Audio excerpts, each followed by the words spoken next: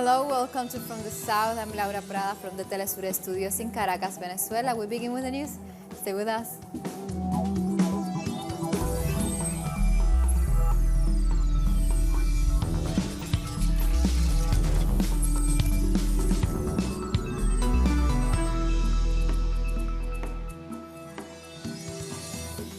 And we start in Brazil, in Curitiba, where hundreds of protesters remain in vigil in front of the prison where Lula da Silva is detained, demanding the release of the PT leader.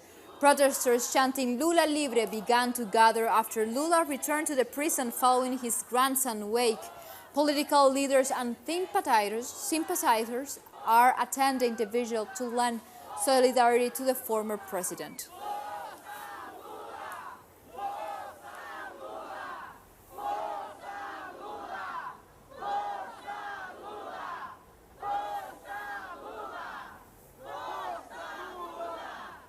This comes after Lula da Silva was temporarily released from prison on Saturday to attend the funeral of his grandson, Arturo Araujo. More details on the following story.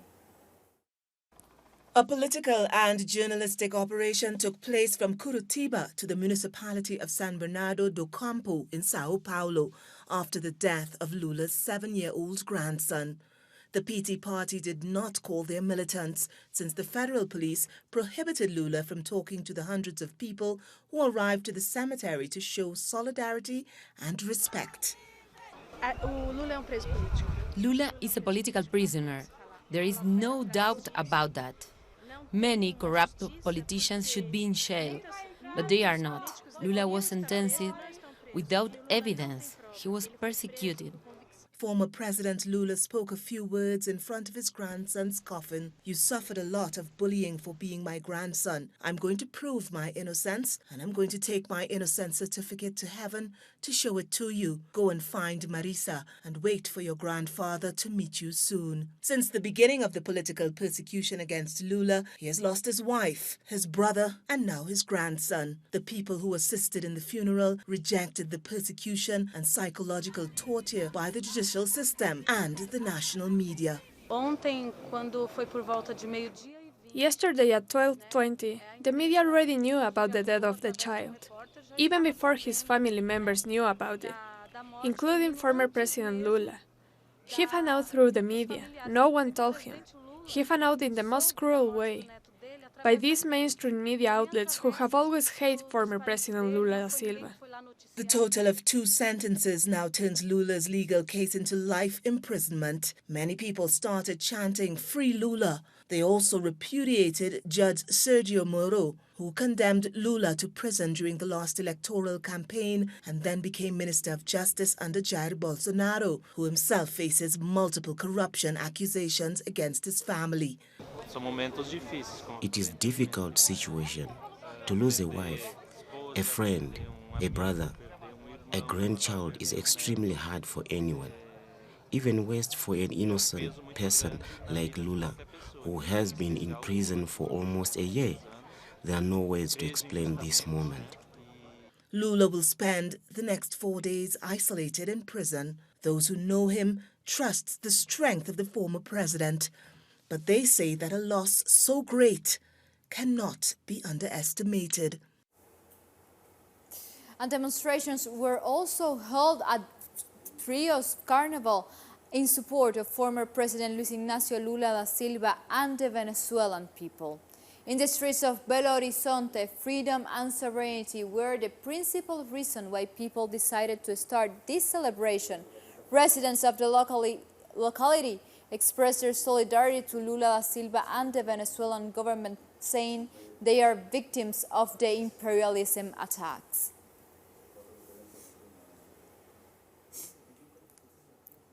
And in Venezuela, President Nicolás Maduro inspected this weekend the large hotel complex in the Bay of Caraballeda in Vargas. The relation of cooperation and development between the People's Republic of China and Venezuela have allowed the recovery of these hotel infrastructures through the strategic alliance companies Companies from China and Venezuela remodeled the facade and the decoration of the tourist complex, in addition to the metal areas and swimming pools. According to the Venezuelan president, this work is intended to provide the people of Vargas and visitors with enjoyment and recreation of an international quality. We are monitoring these structural works. The damage was serious because of the valley when we had not been able to develop a real recovery project.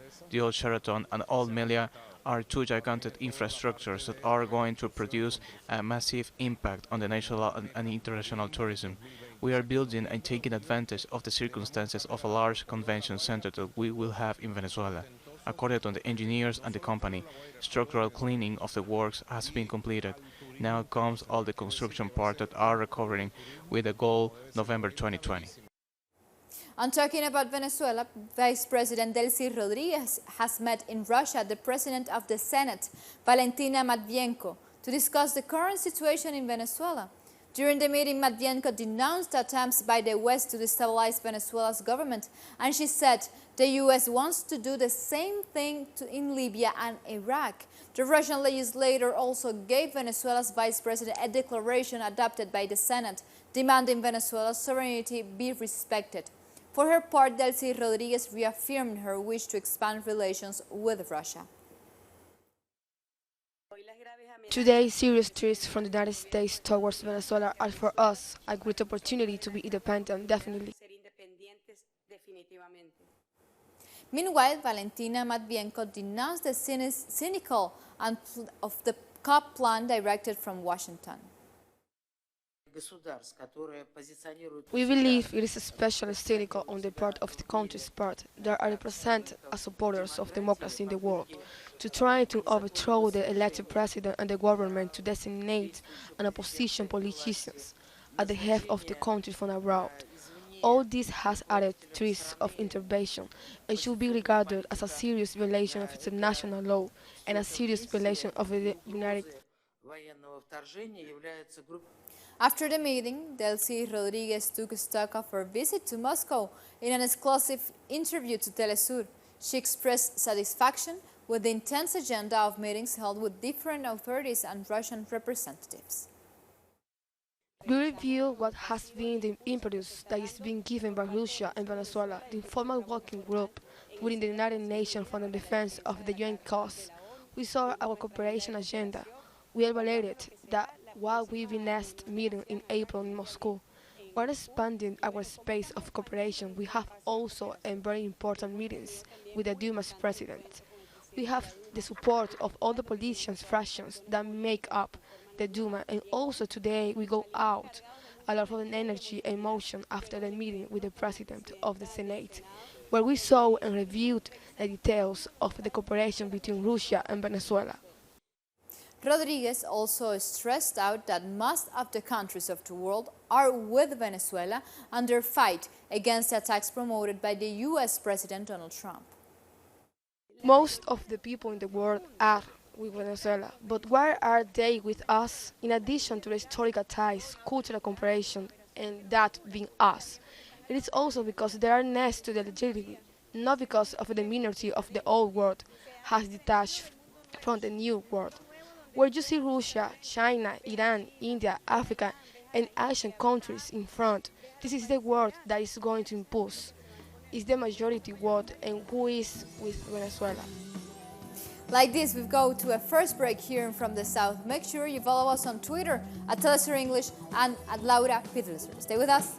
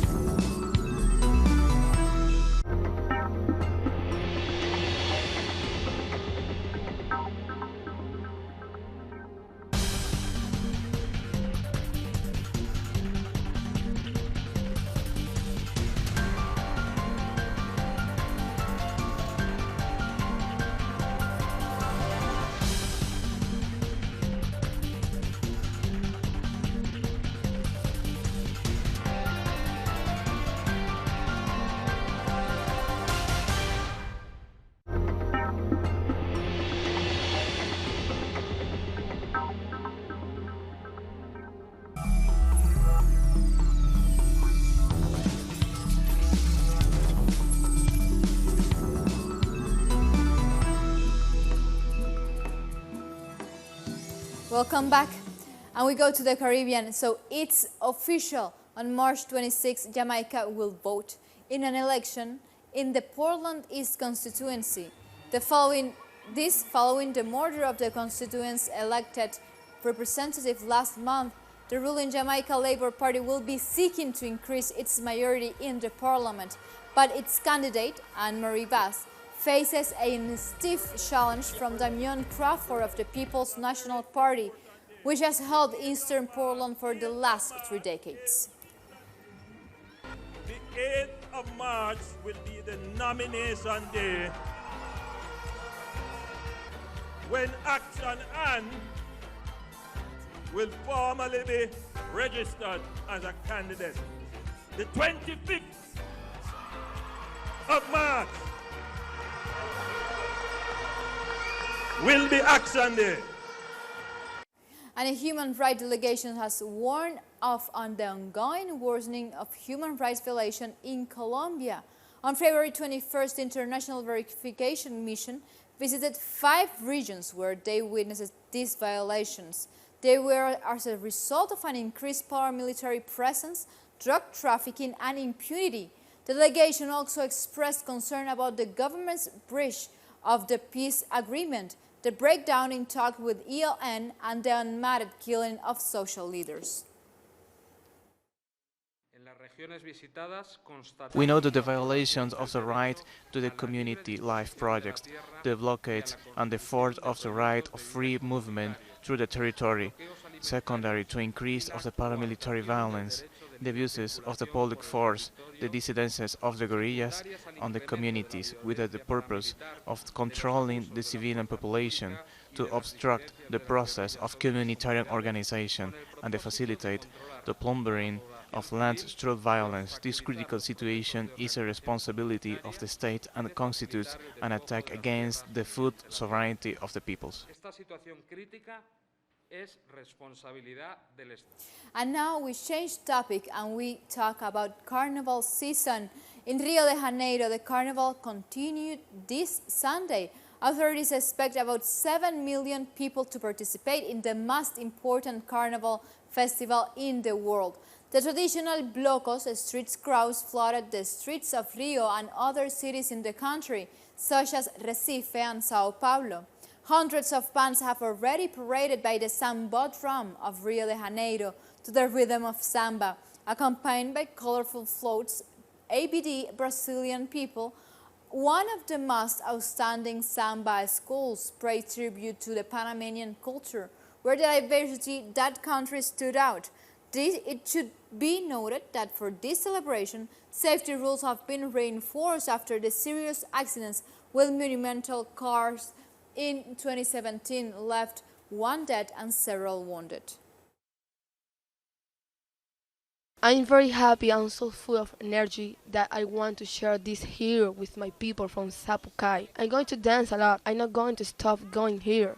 I'm going to have fun. I was waiting for this moment. We wait a whole year for this moment. With rain or without rain. We're going to be in the Sapucaí with a lot of energy. And now carnivals in Bolivia, specifically in Oruro, where thousands of people celebrated the Carnival of the Devil. More than 50 groups of dancers dressing in costumes of angels and demons to pay homage to the patron saint of Oruro, the Virgin of the Tunnel. The celebration this Saturday was marked by the parade of a dance group called Authentic Traditional Diablada that captivated the crowds during the 3-hour pilgrimage in the Carnival of Bolivia. The dance is the fundamental piece of the Oruro Carnival, which combines the indigenous religious ceremony with the Spanish Carnival and Catholic beliefs. The parade had its final destination to the church, where they gave dancers and believers thanks and paid tribute to their patron, the Virgin of the Tunnel.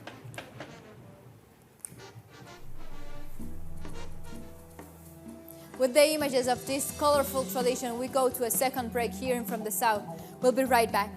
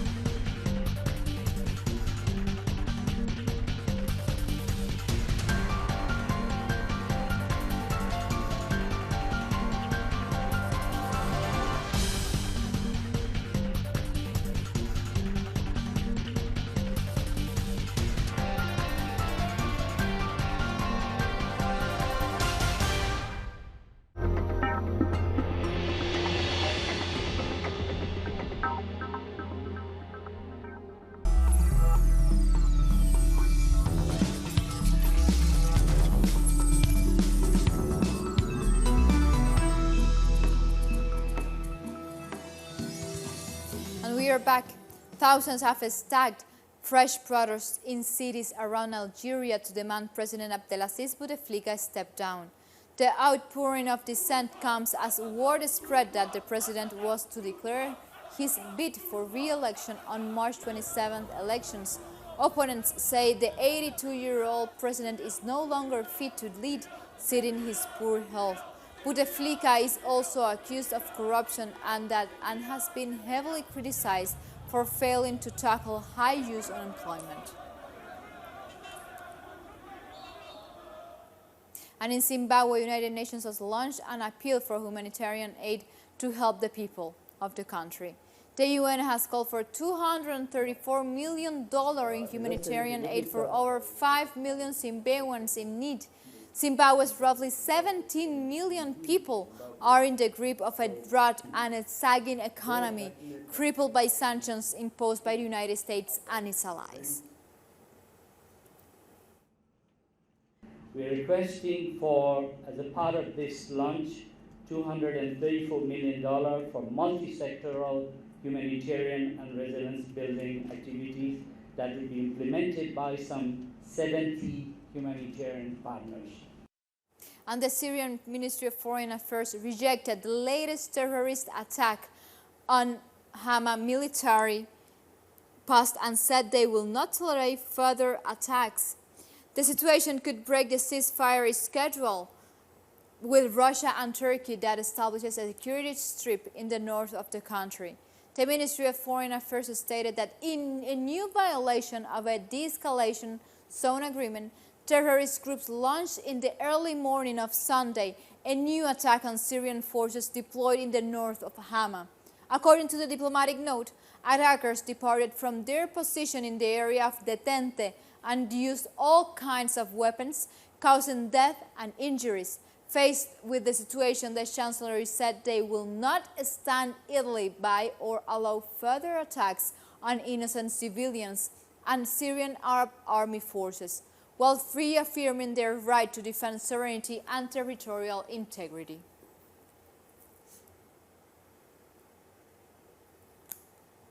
These reactions come in response to the attack at dawn this Sunday where terrorist groups advanced against Syrian military positions in the north of the province of Hama. According to Syrian military sources, the offensive was repelled and a number of the attackers were killed. However, at least 3 Syrian soldiers died during the clash. According to local press, extremist group attacked 4 military posts belonging to the Syrian Arab Army in the town of Masasne.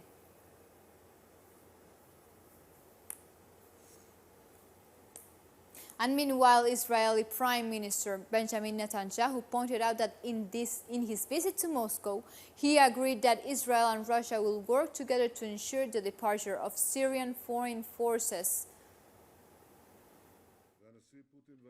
President Putin and I also agreed on a shared goal, the withdrawal of foreign forces entering Syria after the civil war erupted.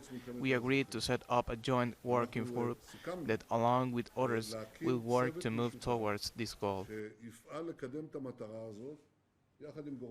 And hundreds of people gathered to protest against India and the city of Lahore, Pakistan, after the Indian Ministry of the Interior issued a notification against Hamad al-Islami, accusing the group of operating illegally. The protest was organized by the political party Jamaat al-Islami Pakistan, which has chanted slogans against the interim prime minister for prohibiting the largest political and religious group in Kashmir. During the protest, police arrested around 400 leaders and activists, mainly from the Jamaat al-Islami group, which seeks self-determination in the Himalayan region. Recently, the border between the two countries was in relative calm after the exchange of shots in the past few days that had led to 7 deaths of the Pakistani side and 4 on the Indian side. I think the attack on Pulwama is a conspiracy to push both countries, India and Pakistan, into a war. I think it's part of a conspiracy to impose a ban on Hamad al-Islami in Kashmir. Through the conspiracy, they planned an attack on Palmyra. Jazz-e-Islam is a public and democratic force in Kashmir, and now they are banned there and we condemn it. And at least 20 people were killed by sudden floods in Kandahar province in southern Afghanistan. According to United Nations Office for the Coordination of Humanitarian Affairs, 10 more people, including children, are still missing. The heavy rainfall also affected people in at least 6 provinces in the country, and it has also caused damage to infrastructure and more than 2,000 households. Kandahar's deputy government said the Afghan army has rescued 400 families since the flood began on Friday night.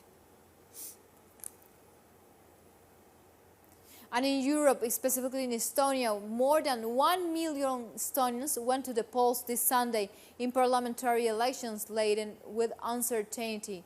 The 450 electoral colleges of this small Baltic country opened their doors at 9 o'clock. The parliament of the country has a total of 101 seats, which are being fought for by 10 parties and more than 1,000 candidates. The last survey puts the Liberal Reformist Party ahead, followed by the Party of the Left. Like this, we've come to the end of this news brief, but you can find this and many other stories on our website, terrestrialenglish.net, where of course you can find more information, opinion articles, and our special interviews, among other topics. Continue with Telesur, connecting the global south. Until next time, thank you for watching.